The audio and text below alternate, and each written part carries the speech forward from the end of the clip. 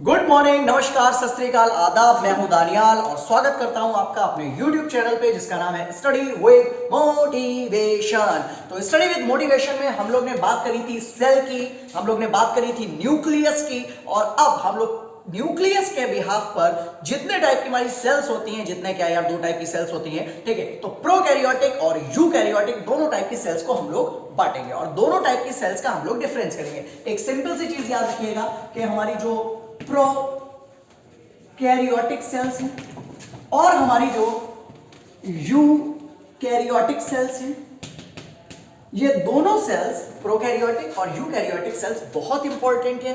11th class में BSc first semester में इसका सिंपल आपसे डिफरेंस पूछा जाएगा और कुछ बेसिक बातें यहां से आपको कंपटीशन में भी मिल सकती हैं। टिंग टिंग टिडिंग। तो जल्दी से चलते हैं, हम लोग देखते हैं कि प्रोकैरियोटिक यूकैरियोटिक सेल में क्या डिफरेंस है। कॉपी पेन को लेकर बैठिएगा क्योंकि यहां पर हम लोग डिफरेंशिएट कर रहे हैं दोनों के, तो डिफरेंसेस को आप नोट करते रहिएगा जो 11th के स्टूडेंट्स हो, और आराम से आप इस क्वेश्चन को बहुत बढ़िया तरीके से सॉल्व करेंगे। चलते हैं आगे। देखिए, सबसे पहले जो हमारी प्रोकैरियोटिक सेल होती हैं, जैसे कि इनके नाम में ही सिंपल सा आ रहा है भाई, प्रो मींस क्या होता है भाई? प्रो मींस होता है प्राइमरी। प्रो मींस क्या होता है? प्राइमरी। और कैरियो वर्ड का मीनिंग होता है न्यूक्लियस। कैरियन का मीनिंग होता है न्यूक्लियस। तो प्रोकैरियोटिक का मतलब जो प्राइमरी टाइप का न्यूक्लियस जिनके अंदर होता है, या प्राइमरी न्यूक्लियस बोलो या सिंपल बोलो भाई, जिसमें न्यूक्लियस नहीं होता या कोई मेम्ब्रेन बाउंड न्यूक्लियस प्रेजेंट नहीं होता। दूसरी जो हमारी यूकैरियोटिक है, यू का मीनिंग होता है एडवांस। यू मींस होता है एडवांस या बोले तो न्यू। तो यू एडवांस या न्यू। और कैरियो का मीनिंग अभी हम लोग ने पढ़ा है पीछे। कैरियो मींस, जल्दी से देखिए क्या होता है Cairo means. Cairo means nucleus. तो जिनके अंदर एडवांस टाइप का न्यूक्लियस प्रेजेंट हो वो कहलाते हैं हमारे यूकैरियोट्स या हमारे यूकैरियोटिक सेल।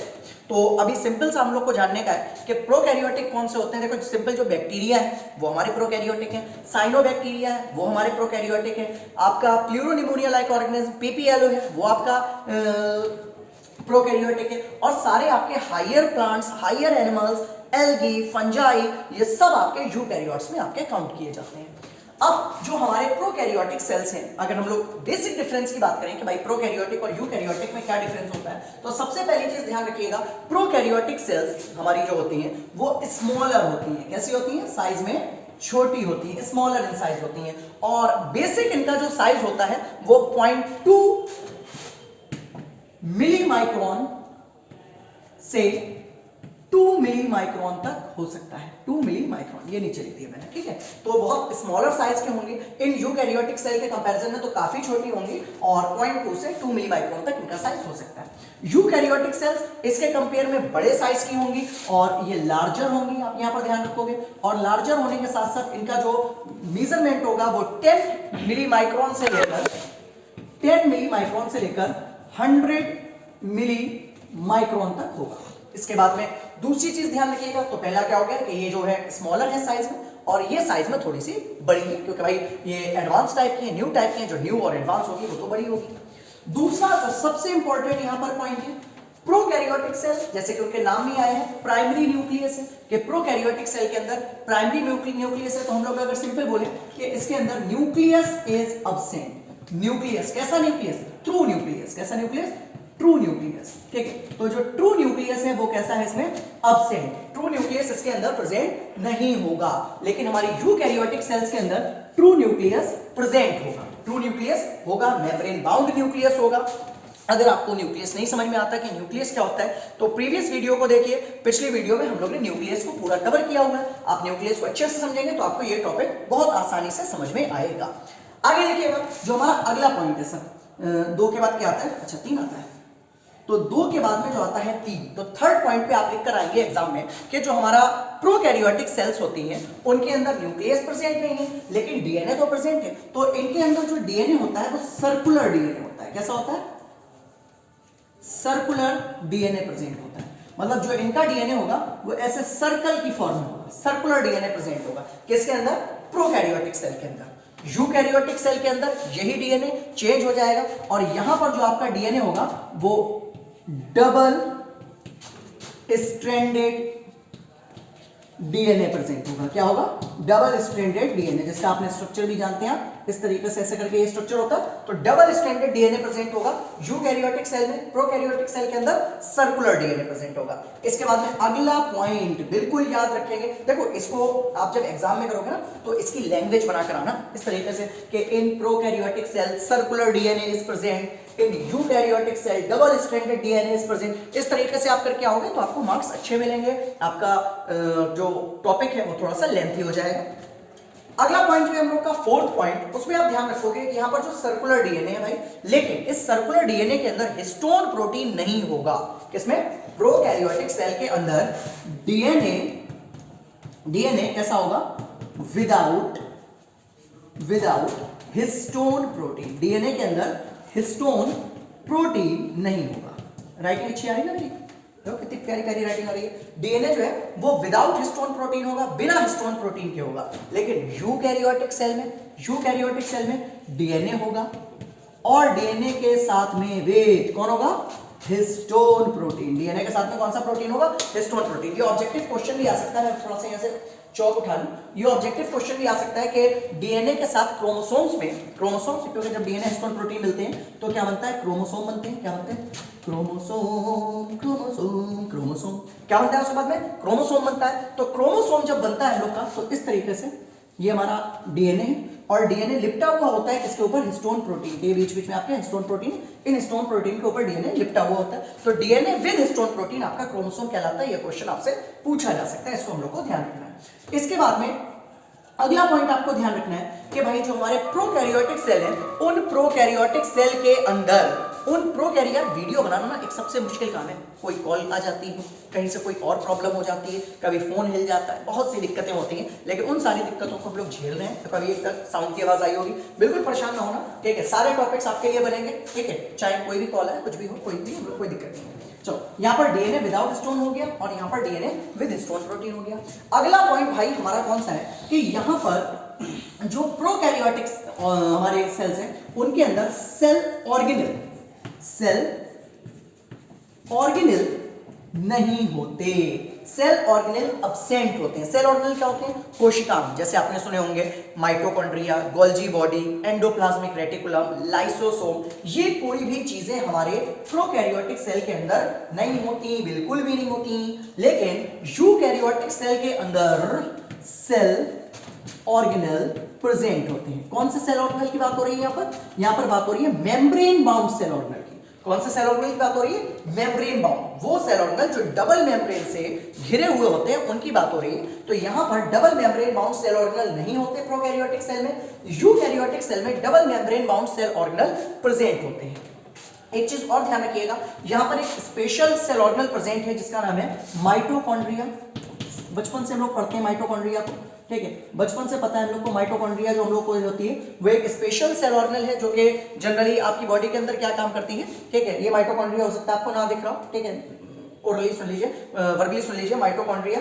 तो माइटोकॉन्ड्रिया का काम क्या होता है? रेस्पिरेशन में हेल्प करती है, हम लोग को एटीपी बनाकर देती है रेस्पिरेशन में। तो प्रोकैरियोटिक सेल के अंदर माइटोकॉन्ड्रिया तो प्रेजेंट है नहीं, तो इनकी जो मेम्ब्रेन होती है प्रोकैरियोटिक की मेम्ब्रेन, तो इनकी जो सेल की मेम्ब्रेन है, सेल मेम्ब्रेन, इसके अंदर कुछ स्पेशल फोल्डिंग्स होती हैं। जैसे ये सेल है, ये सेल है, तो इनकी सेल के अंदर कुछ स्पेशल फोल्डिंग होंगी इस तरीके से, ऐसे करके। ये फोल्डिंग्स कहलाती है मीजोसोम। क्या कहलाती है?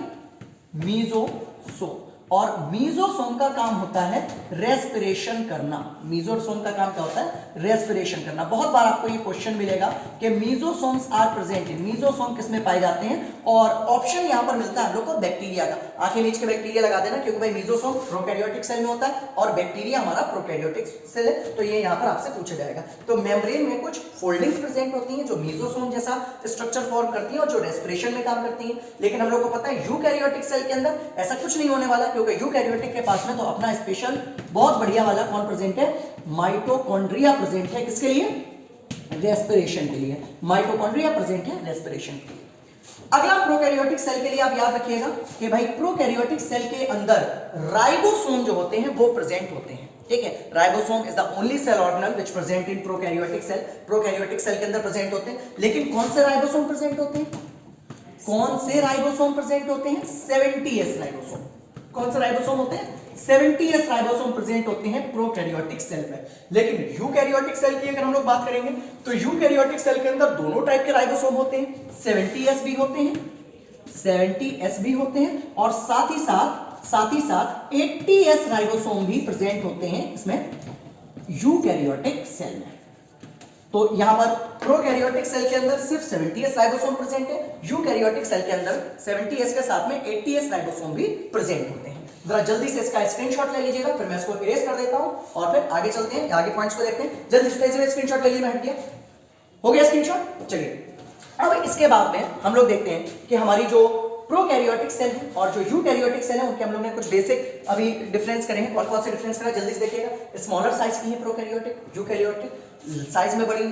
प्रोकैरियोटिक के अंदर न्यूक्लियस, ट्रू न्यूक्लियस प्रेजेंट है। Oh my God, true love, तो ये कौन सा है? ट्रू न्यूक्लियस यहाँ पर अब्सेंट है प्रोकैरियोटिक के अंदर। यूकैरियोटिक के अंदर ट्रू न्यूक्लियस प्रेजेंट होता है।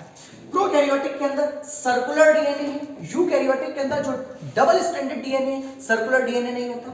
उसके बाद में प्रोकैरियोटिक के अंदर डीएनए विदाउट हिस्टोन प्रोटीन होता है, यूकैरियोटिक सेल के अंदर डीएनए होता है, उसके साथ में हिस्टोन प्रोटीन भी होता है, और मिलकर ये जो स्ट्रक्चर बनाते हैं उसको क्रोमोसोम कहते हैं। इसके बाद में आपने देखा कि प्रोकैरियोटिक सेल के अंदर कोई भी सेल ऑर्गेनल प्रेजेंट नहीं है, कोई भी कोशिका उपस्थित नहीं है। लेकिन यूकैरियोटिक सेल के अंदर सेल ऑर्गेनल जैसे mitochondria, Golgi body, endoplasmic reticulum, ये सब प्रेजेंट होते हैं। उसके बाद में प्रोकैरियोटिक्स की जो मेम्ब्रेन होती है, वो मेम्ब्रेन के अंदर फोल्डिंग्स होती हैं, वो फोल्डिंग्स मीजोसोम्स कहलाते हैं और जो रेस्पिरेशन में हेल्प करती हैं। लेकिन हमारी यूकैरियोटिक सेल में रेस्पिरेशन के लिए कौन होती है? माइटोकॉन्ड्रिया प्रेजेंट होती है। अगला आपने पढ़ा था कि प्रोकैरियोटिक सेल के अंदर राइबोसोम प्रेजेंट होते हैं, 70s राइबोसोम। यूकैरियोटिक सेल के अंदर 70s राइबोसोम और साथ ही साथ 80s राइबोसोम भी प्रेजेंट होते हैं। ठीक है, तो इसके बाद में अगला पॉइंट देखिएगा प्रोकैरियोटिक और यूकैरियोटिक के लिए।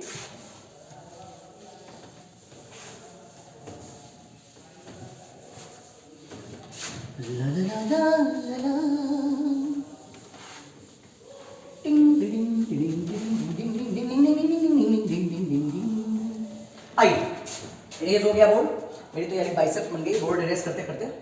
अगला पॉइंट देखिएगा। अच्छा, अभी भी रह गया इरेज होने के बाद में। अब अगला पॉइंट आप इसमें ध्यान रखिएगा कि हमारा जो प्रोकैरियोटिक सेल है, क्योंकि इसके अंदर न्यूक्लियस है नहीं, और जब न्यूक्लियस नहीं है तो इसके अंदर सिर्फ सेल के अंदर का ही लिक्विड होता है, साइटोप्लाज्म ही होगा। मतलब जो हमारा जेनेटिक मटेरियल है, जो इसका डीएनए है, सर्कुलर डीएनए, वो कहाँ प्रेजेंट होता है? जैसे ये सेल है तो इसके अंदर न्यूक्लियस तो है नहीं, तो सर्कुलर डीएनए यहीं पर पड़ा होता है। तो सर्कुलर डीएनए जब डीएनए से आरएनए बनाता है, तो डीएनए से जब इसमें आरएनए बनता होगा, डीएनए से आरएनए के बनने को क्या कहते हैं भाई? ट्रांसक्रिप्शन। और यहां पर जो आरएनए से प्रोटीन बनता होगा, आरएनए से प्रोटीन के बनने को क्या कहते हैं? ट्रांसलेशन। क्या कहते हैं? ट्रांसलेशन। ये दोनों काम कहां पर हो रहे होंगे? मतलब डीएनए से आरएनए बनना, आरएनए से प्रोटीन बनना, क्योंकि न्यूक्लियस तो है नहीं, सिर्फ ये इसका क्या है? ये इसका सर्कुलर डीएनए। तो ये सारे काम कहां चल रहे होंगे? सेल में चल रहे होंगे। तो ट्रांसक्रिप्शन एंड ट्रांसलेशन, ये दोनों काम कहां पर होते हैं? साइटोप्लाज्म में होते हैं। कहां पर होते हैं? दोनों काम साइटोप्लाज्म में होते हैं। मतलब ट्रांसलेशन भी साइटोप्लाज्म में और ट्रांसक्रिप्शन भी साइटोप्लाज्म में होता है प्रोकैरियोटिक सेल में। यूकैरियोटिक सेल के अंदर ट्रांसक्रिप्शन जो है आपका, ट्रांसक्रिप्शन क्या होता है?